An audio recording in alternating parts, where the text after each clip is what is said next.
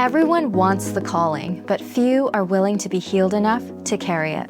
Welcome to The Healed Show, where we go deep to restore your foundation through spiritual formation and inner healing.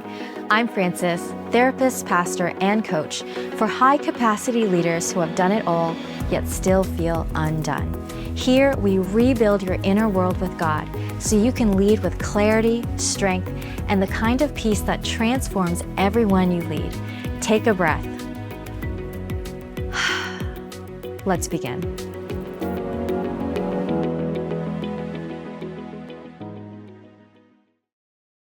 Today, I'm going to talk about how to steward your emotions. For many of us, emotional processing was not modeled to us growing up. We were, some of us, implicitly taught, like me, to not show emotions. Others were taught that emotions were dangerous because they only happened in these explosive situations. And others learned to let emotions dictate every decision, which leads to disastrous consequences. None of these approaches is good stewardship of processing emotion, and none of them lead to maturity. So emotions are a gift from God. God created emotions. They are not meant to be avoided, ignored, exiled. Jesus himself experienced the whole range of emotion. Jesus wept, he grieved, he was compassionate. He felt a lot of emotion while he was here on earth. He felt anguish in the Garden of Gethsemane. Emotions are such a crucial part of us being human and us being made in the image of God. So the goal of spiritual maturity is not becoming emotionless and pushing all our emotions away. The goal is to experience emotions without being ruled by them, where we have submitted our emotions to God. Many successful people are very good at suppressing emotion. Many leaders in particular are very good at overriding emotion, where there's not much room in their lives to look at it, be curious about what they're feeling. Many high performers are staying busy so that they never have to feel their emotions, or they constantly have music playing, or they're doing something and they're never still in the silence so that they know and can process what's inside. Healing requires that we learn how to listen to our bodies, which is where our emotions sit. Emotions are not your enemy. They are not problems to solve and get rid of. They're actually invitations into what's true in your life. They're invitations into God bringing you into a deeper layer of healing, and they are invitations into deeper intimacy with God. So today I want to talk about what emotions are, how they show up in your body, what they're trying to communicate, how to steward them, and how to discern when there might be a spiritual component involved. It's really important to discern when we're feeling a lot of emotion, what is actually happening and what we are dealing with. So the first point for today is that emotions begin in the body. So all emotions show up as physiological sensations in the body. And if you're not in touch with your body, you're probably not in touch with your emotions. Your body is where emotions live. And many people, especially high capacity people, live almost entirely here, just in their heads. They can tell you what they think and what they believe and what they should feel, hypothetically, but they don't actually feel very much. And it is a struggle for them to tell you what they're actually feeling. So when you ask someone, what are you feeling? Many people do this. They will say, I think that, and they actually just go right up into their heads and not into their feeling. So this connects back to trauma, because one of the effects of trauma is disconnection from your body. It's disconnection from yourself and your emotions. So emotions are not just mental experiences. They are embodied experiences. Emotions happen in the body, so they're physical, physiological, and the more in touch you are with how your body is feeling, the more you're in touch with your emotions and also what God wants to do with your emotions. So God designed emotions to be felt in your body. And before you can steward an emotion, you have to first recognize it. So your body knows what you're feeling before your mind does. Your emotions are much faster than your logical brain. So for example, if you're just sitting here listening to this and you notice you're tensing up your muscle somewhere, or your jaw's clenched, or your chest feels tight, or your stomach is heavy, or your shoulders are sort of collapsed in, your body is revealing something that your mind maybe hasn't acknowledged yet fully. And one of the first skills of healing is learning how to listen to your body. There is so much that our bodies are saying all the time, but not many people are listening. And the thing is if you don't listen when your body starts to whisper, eventually it will start to scream. And this is where autoimmune issues can happen. It's where the body shuts down, immune systems shut down. Your body is revealing what you're actually carrying. And so you can't separate the mind-body connection. We can't go into our heads and think like, oh, I think I'm feeling this. We actually have to feel it in order to process it and clear it. And the amazing thing about emotions is it only takes 90 seconds to physiologically clear an emotion. Where there's a peak and then a drop, it can happen in 90 seconds, but most people short circuit the process and don't actually process the emotion, and that does cause a lot of issues. So I'm going to go through different emotions today and talk about the different functions of emotion, beginning with sadness. So people often experience sadness as lower energy, maybe a lump in your throat, or an urge to cry, an urge to withdraw, wanting to maybe go into fetal position under a blanket, moving more slowly, lethargically. So sadness literally slows us down and it makes us tired. So what is sadness trying to say? It is trying to say that we have experienced some kind of loss. The loss might be something very obvious. Maybe you actually have lost someone you love. It could be through death, or it could be the loss of any relationship. It could be a divorce, estrangement from your child. It could be a betrayal. It could even be just going through a life transition and going through that process where you do lose what you used to have in order to transition into the new thing. It could also be sadness from a dream that didn't come true. And sometimes the losses are less obvious. It could be just this pervasive sadness you feel about the childhood you wished you had but never had, the parents that you needed but never had, or the affirmation you desperately needed as a child but never received. It could even be sadness about the version of yourself you thought you would become, but you're just so far from that idea, that version of yourself right now. Sadness is God's invitation to you to grieve. Grief is not something we just get over. It's something we have to journey and move through.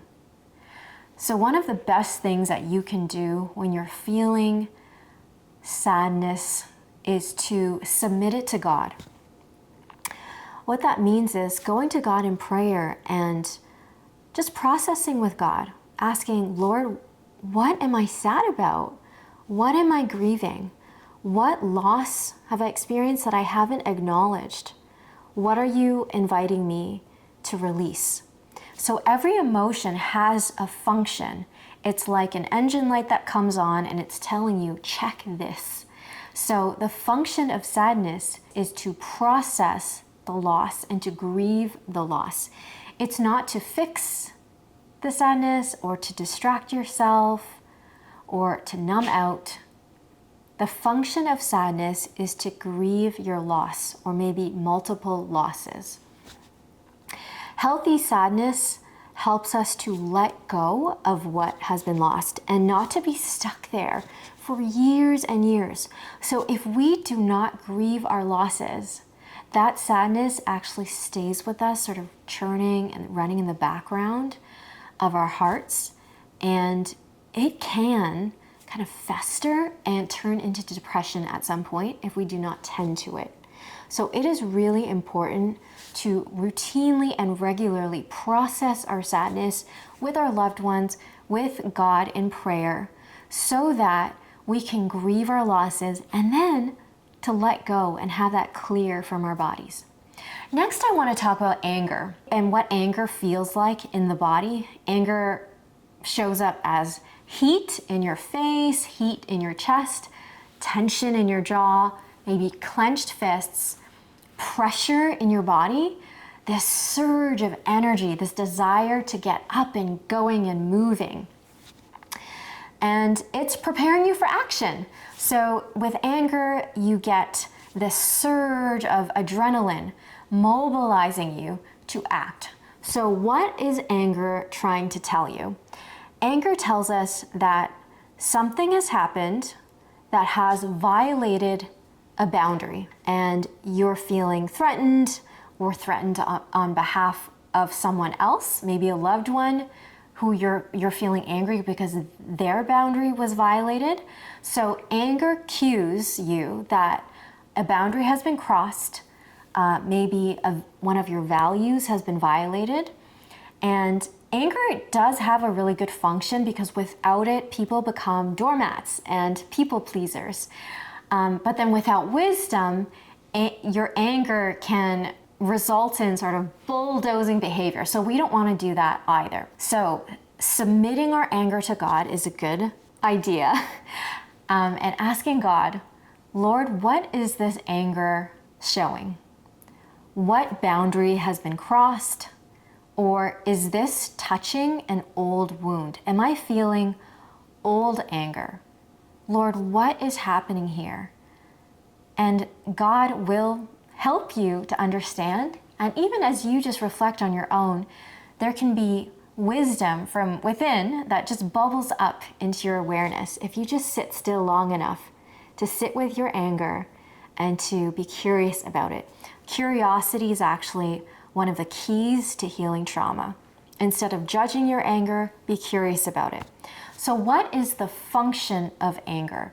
It cues to you that you need to perhaps reinstate a boundary that has been violated. So the function of anger is protection, for you to address an issue, maybe to, if it's safe enough, have a conversation, a hard conversation, to address maybe a point of conflict and to set the boundary, maybe again, or for the first time, to repair that rupture that's happened with that person that violated the boundary. And healthy anger really does protect relationships. We cannot have healthy relationships with anyone if we are boundaryless.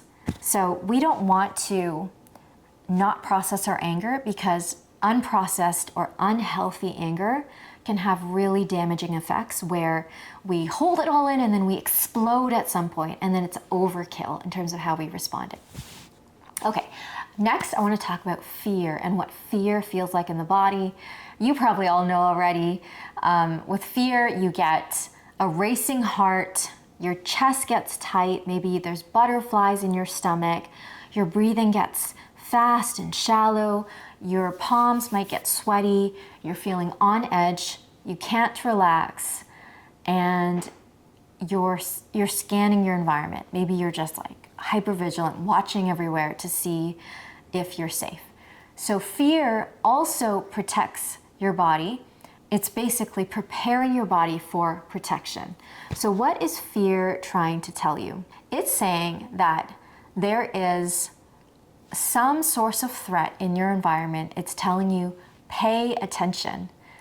Do this thing to keep yourself safe. There's probably some sort of danger in your environment, and fear mobilizes you to assess whether the danger is real or perceived, and then if it is real, to act. So if you're in the woods and then you see this big figure that looks like a bear sort of racing by, it is good to feel afraid so that you can assess the situation and see what you're going to do, whether it's to go into that fight or flight, and whether it's to play dead or run away or take out your bear spray. Hopefully you have some, so to mobilize you to act.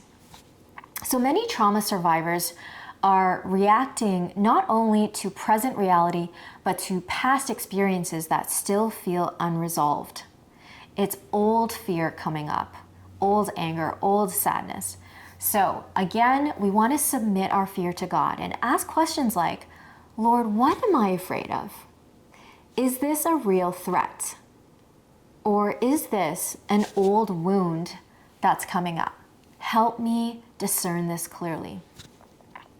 So with fear, we want to do the function of fear, which is to assess the risk and then to take appropriate action to get to safety. So fear is helpful in that it can inform you if there is a real threat so that you can get to safety. So the next emotion, probably your favorite emotion I want to talk about, is what happiness feels like in the body.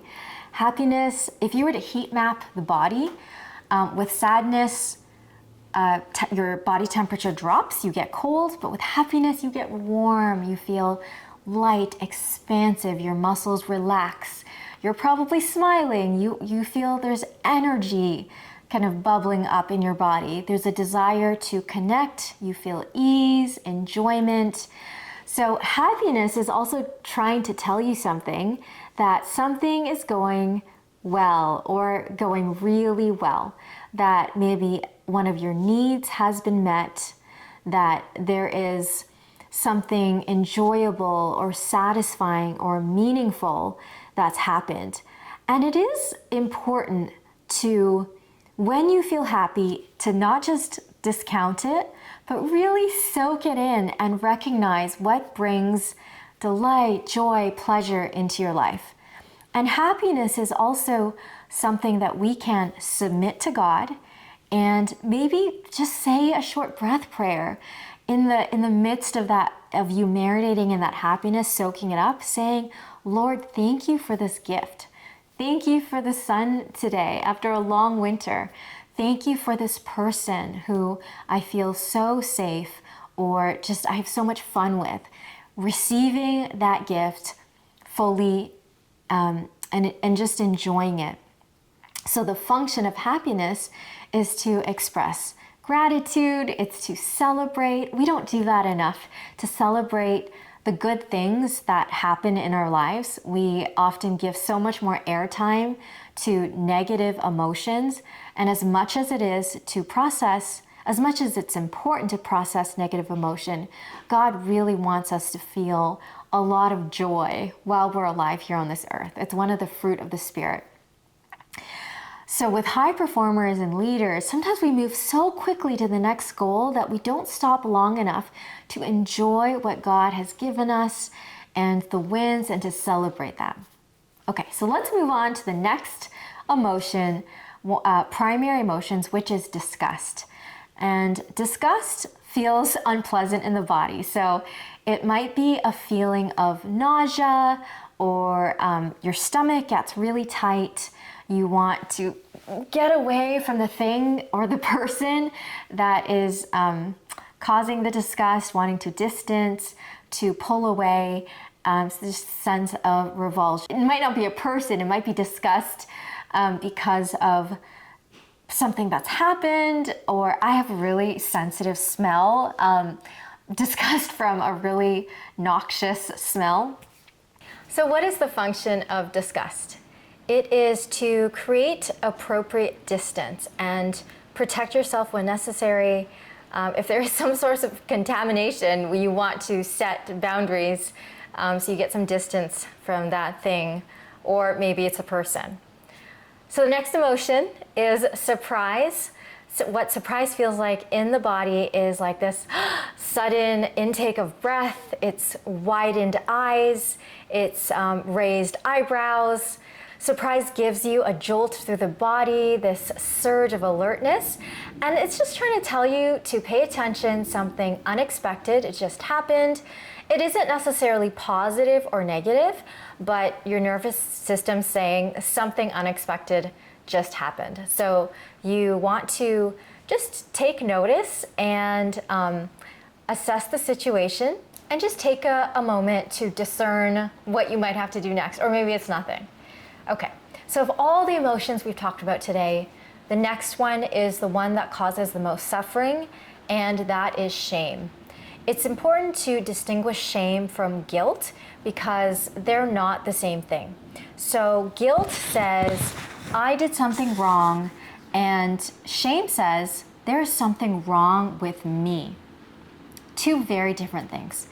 Guilt can move us towards repentance, whereas shame attacks the deepest part of us in our spirit, which is our identity.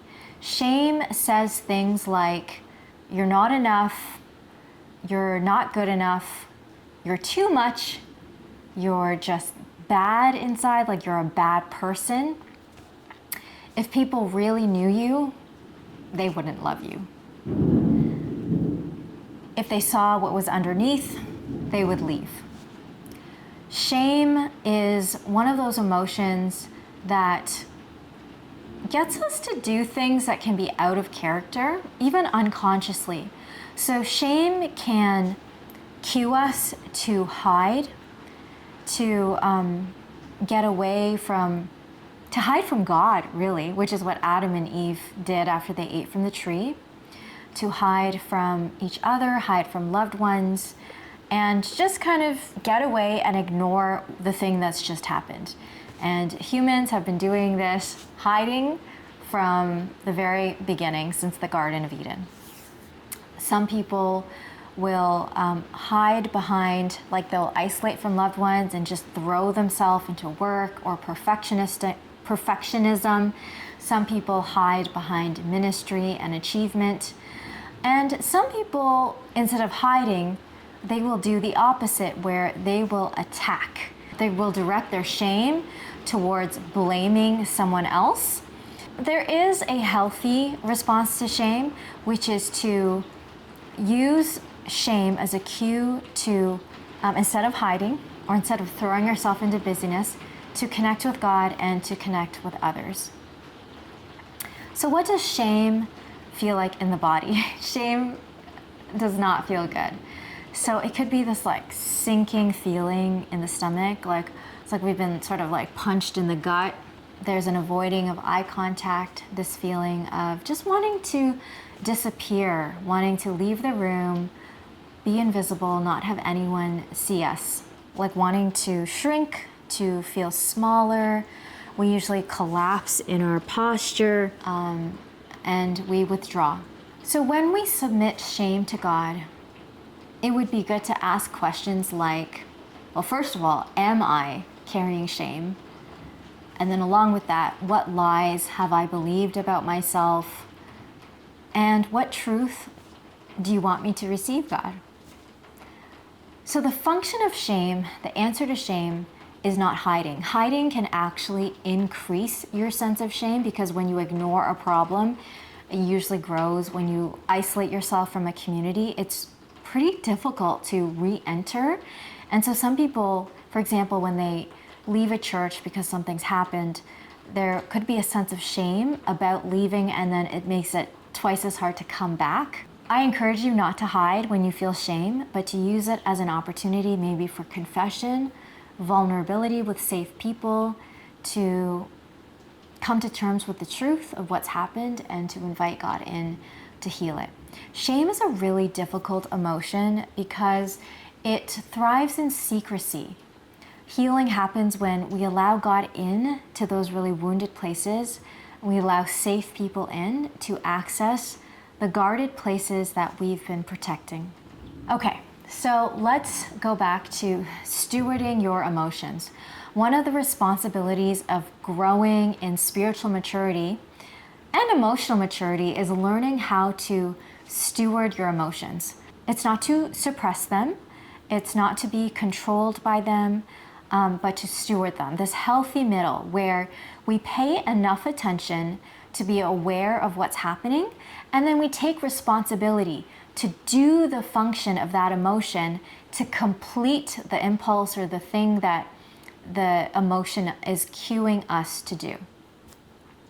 So your emotions are your responsibility to steward, and trauma is also your responsibility to steward. We all have little or big traumas, and I just want to be careful and say that many of your traumas may not have been your fault.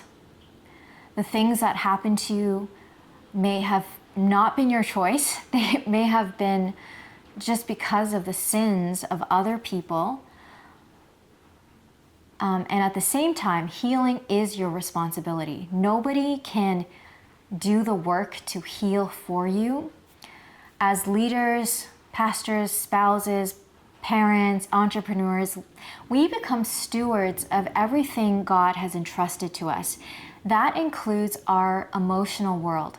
So it is so important every day that we're alive to pay attention and to steward our emotions by becoming curious about them and what they're connected to, rather than reacting to them or pushing them away. It's a good idea to be asking questions like, day in and day out, what am I feeling? Why am I feeling it? What is this emotion trying to tell me? Like, what is my body trying to tell me that my body knows, but maybe my mind hasn't registered yet? And then we bring that emotion to God, not after we've exploded, but as soon as we're aware that we're feeling something. We bring it to God before we shut down, before we explode, before we've done something to damage a relationship. We can cause a lot of damage to the people around us if we are not stewarding our emotions well. There's also a difference between feeling an emotion and following and doing something based on that emotion. We have to discern what is happening. What am I feeling? What is the emotion cueing me to do? Is it wise to do the thing right now? Maybe if you're at work and you need to focus on something and just finish the workday, it's not the right time to process that emotion. It's okay to sometimes put an emotion on the shelf, and then you get home that night, maybe you're in the shower and you let yourself cry. That would be a really healthy thing to do. Okay, so the framework of when an emotion shows up. First, you want to notice it. You want to name it. Is this anger or is this sadness? Some people confuse the two very often.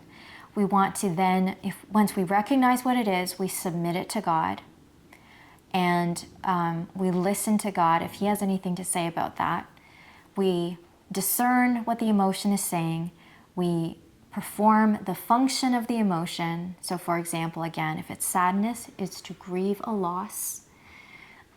Maybe with anger, it's to repair something, set a boundary. So that is what emotional stewardship looks like. So let's say your partner or your spouse says something that hurts you, and immediately you get this surge of anger in your body. Many people go straight to raising their voice in response, maybe snapping at the person. Others would suppress it. They would just like swallow, and that anger would just go away. It would just disappear. I did this for much of my life growing up. So neither response is good stewardship. Stewardship would look like verbalizing the anger and saying to yourself, or if it's a safe situation, you could say, I'm angry because I felt dismissed when you fill in the blank, maybe they said something, and I felt like I wasn't important to you and my voice didn't matter. So now that you've named it, you actually bring down the intensity of the emotion by a couple of notches. And then you can also bring it to God and say something like, Lord, help me to understand this. What am I missing here? What am I not understanding? Is this revealing a genuine boundary issue, or is it an old wound, an old emotion that's coming up right now? And then after prayer and discernment, if you come to discern that it's something real, it's about the present moment, then you perform the function of the emotion, which is to have maybe that hard conversation. It's to grieve that loss. Maybe it's to delete all your messages or photos with an ex. You set the boundary, you address the issue. So this brings us back to how many people who are very successful are actually driven under the surface by pain. So the entrepreneur who never stops working could be running from grief, or the pastor who can't rest could be running from fear. The executive who constantly needs the next win may be running from shame. The leader who always has to prove themselves, where they have to earn something. They're trying to get something that they never received as a child. So achievement does work, but temporarily. And then after that achievement, that specific achievement has passed and things get quiet, the pain comes back and they need another successful thing to distract them from pain. Success can never heal pain, and what you refuse to heal will eventually control you. It'll drive your life, and it can really wreck your health and relationships. One of the biggest mistakes people make is not processing their emotions, especially their really intense emotions. So I hope that helped you today to know a little bit more about what's happening in your body, what you can do about it to clear the emotion in your body. You actually can clear it. If you follow all the steps, you could actually clear it in 90 seconds physiologically and just go on with your day. Thanks for joining me on The Healed Show. If God spoke to you through today's episode, go to healedfoundations.com. Until next time, God bless.